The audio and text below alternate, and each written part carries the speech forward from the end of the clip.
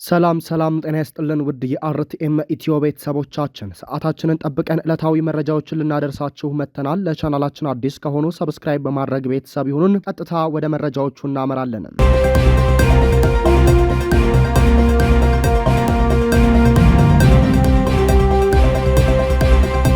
ታዋቂ እንጂ አዋቂ ያልሆነው የፍልስፍና ምሁር ዶክተር ዳኛቸው አሰፋ ከአንድ አፍታ ከተባለ የበይነመረብ ሚዲያ ጋር ባደረጉት ቆይታ የሰጧቸው አስተያየቶች ብዙዎችን እያነጋገረ ነው። ዶክተር ዳኛቸው ጌታቸው ረዳን የቃላት ኢኮኖሚ የማያውቅ ጭንቅላቱ የማያስብ ምላሱ ብቻ የሚሰራ ቀበዝባዛ ሰው ነው ብሎታል። ዶክተር ዳኛቸው ጌታቸውን ቀባጣሪ ሲሉ የጠሩት በወልቃይት ጉዳይ ምርጫ በአማራ ክልል እንዳይደረግ በፍርድ ቤት ማሳገዱን አስመልክተው ሲናገሩ ነው። ጌታቸው ረዳ ምርጫ ቦርድ ተብየውና ፌዴሬሽን ምክር ቤት የሚል ቃላትን በመጠቀም በአማራ ክልል ስር ሊደረግ የታሰበውን የምርጫ ውሳኔ አጣጥሎ ነበር። ዶክተር ዳኛቸው አቶ ጌታቸው ሚኒስትር ሆኖ ፌዴሬሽን ምክር ቤቱን አጣጥሎና አቃሎ ተብዬ ብሎ መግለጹ ሳያስብ ለመናገሩ አስረጅ ነው ብለዋል። ከተከዜ ዘብ ጋር ተሰላፊ ለወልቃይት ስል ህወሓትን እዋጋለሁ በሚል ወታደራዊ መለዮ ለብሰው ከዚህ ቀደም የታዩት ዶክተር ዳኛቸው አሰፋ ወልቃይት በጌታቸው ረዳ ቅዠት አይወሰድም ብለዋል። ጌታቸው ረዳ በሚኒስትሮች ውስጥ ያለ አንድ በጥባጭና ወግ ጠባቂ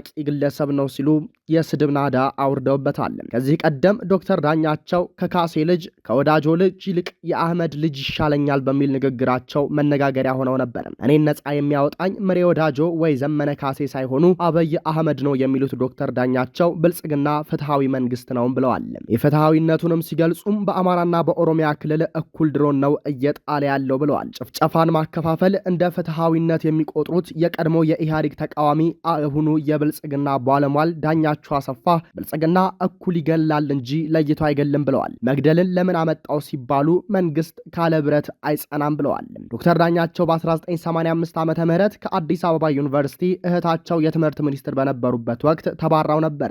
በእናት የገነት ዘውዴ ታናሽ ወንድም የሆኑት ዶክተር ዳኛቸው አሰፋ እህታቸው ከዩኒቨርሲቲው እንዲባረሩ ማድረጓ ፍትሃዊ ነበር ወይ ሲባሉ አይደለም ይላሉ። ታዲያ በኦሮሚያና በአማራ የሚጣለውስ ድሮን እኩል መሆኑ እንዴት አድርገው የፍትሃዊነት ማሳያ እንዳደረጉት ግልጽ አይደለም። ይህን ሁሉ የተመለከተው ጋዜጠኛ ቴዎድሮስ ጸጋዬ ጥርስና ጥብስ ከቤተ መንግስት የሚሰፈርላቸው ወዶ ገብ ሽማግሌ ሲል ጠርቷቸው ነበር። ዶክተር ዳኛቸው ጥርሳቸውን ብልጽግና ከፍሎ አሰርቶላቸዋል በሚል ይታማሉ። የቤተ መንግስት ባለሟል ሆነው ጥርስና ጥብስ ከቤተ መንግስት ይቀርብላቸዋል እየተባለ ለሚነሳባቸው ትችት አፋጣኝ ምላሽ ሰጥተዋል። እኔ ቆመው ከእውነት ጋር እንጂ ከስልጣን ጋር አይደለም በማለት ምሁራዊ ነጻነታቸውን ለማንም አሳልፈው እንደማይሰጡ በድፍረት ተናግረዋል። ጥርስና ጥብስ የሚሰጣቸው በሚል ለገለጻቸው ጋዜጠኛ ቴዎድሮስ ጸጋዬ ቀጥተኛ ምላሽ ሰጥተዋል። እየደጋገመ ጥርሱን የተሞላለት ከቤተ መንግስት ነው በማለት ስሜን ያነሳል። እውነት ነው፣ ለእኔ የጎደለኝን ዶክተር አብይ ይሞላልኝ። እሱ ግን አንድ የጎደለው አካል አለ። ምናልባት ወይዘሮ ሞንጆሪ ነው ወይም ፈትለወርቅ ገዝታ ብትልክለት እኛንም አማቲተዋል ብዬ አስባለሁ ሲሉ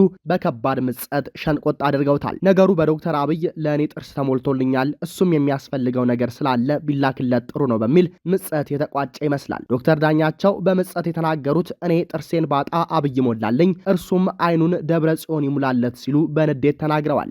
ብዙዎች በዶክተር ዳኛቸው ምጸታዊ ንግግር ቁጣም እያሰሙ ነው። በአካል ጉዳት ላይ መዘባበታቸው ከእድሜያቸውና ከመምህርነታቸው ጋር አብሮ የማይሄድ መቅበዝበዝ ነው ያሉት በርካቶች ናቸው። ዶክተር ዳኛቸው ዘመነ ካሴን ለሻቢያ ያደረ ጌታቸው ረዳን ምላሱ እንጂ ጭንቅላቱ የማይሰራ ጋዜጠኛ ቴዎድሮስን አይነ ስውር ህወሓት ያበደረው ሲሉ ስድብና አሽሙር ተናግረዋል። የአህመድ አሊ ልጅ ጥርሴን ብቻ ሳይሆን ሀገሬን ሞልቶልኛል የሚሉት ዶክተር ዳኛቸው ህወሓት ጦርነት ካነሳ እስክሪፕቶን ወርውሬ መሳሪያ አንስቼ ዘምታለሁ ብለዋል።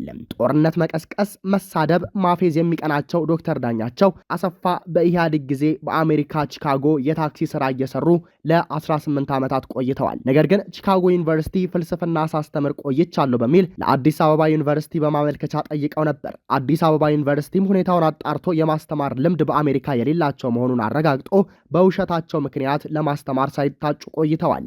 በ2011 ዓመተ ምህረት አብይ አህመድ ፕሮፌሰር መራራ ጉዲናንና ዶክተር ዳኛቸውን በአዲስ አበባ እንዲያስተምሩ ፈቅዷል። ሁለቱም በጡረታ ተባረው ነበር። ዶክተር ዳኛቸው አሁን ላይ ከንባብ ይልቅ ቲክቶክ እየተጠቀሙ ሞጣ ቀራኒዮን ከልባቸው እንደሚያደንቁ በተለያዩ ጊዜ ተናግረዋል። ከፍልስፍና ትምህርታቸው ይልቅ የሞጣ ስድብ የማረካቸው ዶክተር ዳኛቸው አሰፋ የመንግስት ጠላት ናቸው የሚሏቸውን ሁሉ ያለ ይሉኝታ አጥረግርገው እየተሳደቡ ነው። ህግ ቢኖር ጋዜጠኛ ቴዎድሮስ ጸጋዬን በአካሉ የተሳለቀበት ዶክተር ዳኛቸውን ሊያስከስሳቸው ይችል ነበር። ጋዜጠኛ ቴዎድሮስ ለዶክተር ዳኛቸው ጭንቅላቱን አከራይቶ በሆዱ ከሚያስብ የሚጠበቅ ስድብ ነው ሲል በአጭር ምላሽ ሰጥቷል። እንደ ምሁር ሳይሆን እንደ ሞጣ ቀራኒዮ ለመሆን የሚዳዱት ዶክተር ዳኛቸው አሰፋ የአህመድ አሊ ልጅ ለጥርሴም ለሆዴም ለሀገሬም ሙላት የሚያመጣ ድንቅ መሪ ነው በሚል አቋማቸው ጸንተዋል። ከዚህ አቋማቸው የሚናጥባቸው ኃይል የስድብ ናዳ ለመከላከል ከመሞከራቸው ባለፈ ምሁራዊ ነጻነትን ልነፈግ አይገባም ይላሉ። እንዲህ ያለ ምሁርነት ግን ትርጉሙ ግልጽ አይደለም። በወለጋ እነ ሽመልስ አብዲሳ ካለፉት ቀናት ጀምሮ ባሰማሩት ጦር በአሰቃቂ ሁኔታ ከመገደል ለጥቂት ተርፈው ከመንደራቸው ሸሽተው ወደ አጎራባች አካባቢዎች በመሄድ ከተጠለሉት መካከል ከፍተኛውን ቁጥር የሚይዙት የእስልምና ሃይማኖት ተከታይ ወገኖች ናቸው። እነዚህ ወገኖች የረመዳን ጾም ላይ ከመሆናቸው ጋር ተያይዞ ጾሙን ውለው ማታ ላይ የሚያፈጥሩበትና ሌሊት ላይ ጾም የሚያስሩበት አጥተው በረሃብ አለንጋ እየተገረፉ ነው። ሀብት ንብረታቸው ተዘርፏል፣ ቀሪውም በእሳት ተቃጥሏል። የሚላስ የሚቀመስ የለም። አንዳንዶች በአፋቸው ምግብ ሳይቀምሱ ቀናትን በማስቆጠር ራሳቸውን ስተው ወድቀዋል። አንዳንዶች ደግሞ የልጆቻቸውን የራባይን ድምፅ መስማት አላስችል ብሏቸው ራሳቸውን አጥፍተዋል። ከሸኔና ከልዩ ኃይሉ ጥይት የተረፈው አማራ በረሃብ እየፈጁት ነው ተብሏል።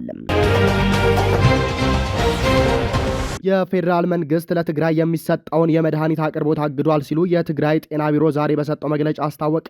የትግራይ ጤና ቢሮ ኃላፊ ዶክተር አማኑኤል ኃይሌ ለጋዜጠኞች እንደተናገሩት የፌዴራል መንግስት ለትግራይ የሚሰጠውን የመድኃኒት አቅርቦት ማቋረጥ የለበትም ብለዋል።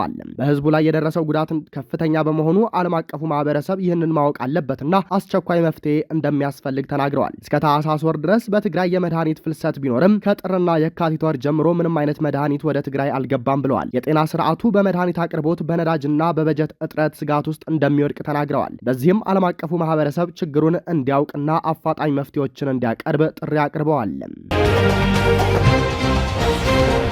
ኢራን ማምሻውን ኢማራት በሚገኘው የአሜሪካው ፓትሪዮት አየር ማረፊያ ላይ በፈጸመችው የሚሳኤል ጥቃት ዘመናዊውን የአሜሪካ አየር መከላከያ ከነባትሪው አውድማለች።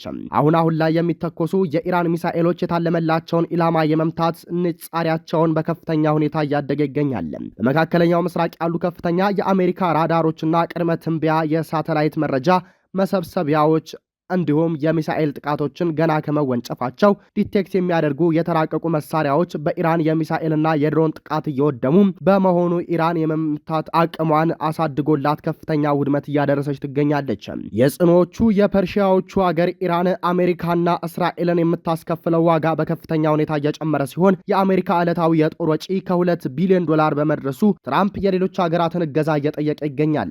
ይህ በእንዲህ እንዳለ የአረብ ሀገራት ያላቸውን የአየር መከላከያ እያለቀ መሆኑም ከፍተኛ ስጋት ፈጥሮባቸዋል። ጦርነት መጀመሪያ ላይ ድል የተቀዳጁ ሳይሆኑ የጸኑ የሚያሸንፉበት ፍልሚያ ነው። ይህ በእንዲህ እንዳለም በኢራን ዋና ከተማ ቴሄራን ውስጥ የሚገኘውና ከዋነኞቹ የንግድ አየር ማረፊያዎች አንዱ የሆነው መርሃባድ አየር ማረፊያ ከፍተኛ ጥቃት እንደደረሰበት የሚያመለክቱ መረጃዎች ወጥተዋል። በርካታ ሰዎች በማስተናገድ ቀዳሚና የአገር ውስጥ በረራ ማዕከል በሆነው መርሃባድ አየር ማረፊያ ውስጥ የሚቃጠል አውሮፕላንና ወደ ላይ የሚወጣ ከፍተኛ ጭስ የሚያሳዩ ቪዲዮዎች ማህበራዊ ሚዲያ ላይ ተሰራጭተዋል። አርብ ዕለት የተነሳ የሳተላይት ምስል አየር ማረፊያ ውስጥ በርካታ አውሮፕላኖች እንደነበሩ አሳይቷል። የኢራን መንግስት መገናኛ ብዙሃንም የአየር መንገዱ የተወሰነ ክፍል የጥቃት ኢላማ መደረጉን ዘግቧል። አየር ማረፊያው የመመታቱ ዜና የተሰማው የእስራኤል ጦር ኢራን ውስጥ አዲስ ዙር መጠነ ሰፊ ጥቃት መክፈቱን ካስታወቀ በኋላ ነው። ረቡዕ ዕለትም አየር ማረፊያው ኢላማው አድርጎ የነበረው የእስራኤል ጦር በዚህ ጥቃት ለእስራኤል አየር ኃይል ስጋት የሆኑ የመከላከያና የጥቃት መሳሪያ ስርዓቶችን መደምሰሱን ገልጾ ነበር። በጥቃቱ ኢላማ ከተደረጉት መካከል ሄሊኮፕተር የሚመረትበት የአየር ማረፊያው ክፍል ይገኝበታል። በአሁኑ ጥቃት የትኛው የአየር ማረፊያ ክፍል እንደተደበደበ ግልጽ አይደለም። የዓይን እማኞች በበኩላቸው ከቀናት በፊት ከነበረው ጋር ሲነጻጸር የትናንት ምሽቱ ጥቃት እጅግ ከፍተኛ እንደሆነ ተናግረዋል።